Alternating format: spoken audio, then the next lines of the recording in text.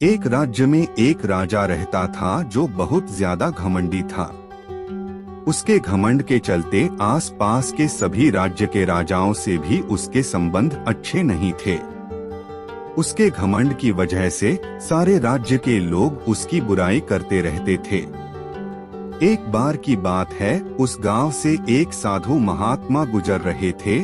उन्होंने ने भी राजा के बारे में सुना और राजा को सबक सिखाने की बात सोची। साधु तेजी से राजमहल में बिना प्रहरियों से पूछे सीधे अंदर चले गए। राजा ने देखा तो वो गुस्से से भर गया। राजा बोला, ये तो उदंडता है महात्मा जी, आप बिना किसी की आज्ञा के कैसे अंदर आ गए? साधु ने विनम्रता से उत्तर दिया, मैं आज रात आपकी इस सराय में रुकना चाहता हूँ। राजा को ये बात बहुत ही बुरी लगी। वो बोला, और महात्मा जी, ये मेरा राजमहल है, कोई सराय नहीं, कहीं और चले जाइए। साधु ने कहा, राजा साहब, तुमसे पहले ये महल किसका था? राजा जी, मेरे पिताजी का। साधु, तुम्हारे पिताजी से पहले ये महल किसका था? राजा, मेरे दादाजी का।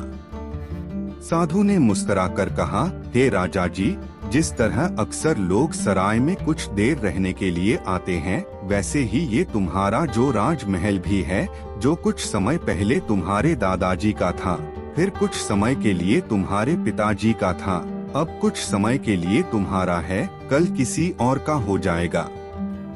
ये राजमहल जिस पर तुम्हें इतना घमंड हो रहा है, ये एक सराय ही है, जहाँ एक व्यक्ति कुछ समय के लिए आता है और फिर चला ही जाता है। साधु की इन बातों से राजा इतना प्रभावित हुआ कि सारा राजपाट और मान सम्मान छोड़कर साधु के चरणों में गिर गया और महात्मा जी से क्षमा मांगी और फिर उसने कभी घमंड न करने की शपथ ली।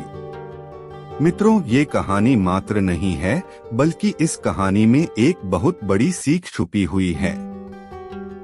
ये दुनिया एक सराय के समान है, जहाँ लोग रोज आते हैं और कुछ लोग रोज जाते हैं। अच्छी सोच रखिए और अच्छे काम करिए, क्योंकि इस सराय से एक दिन सबको जाना है।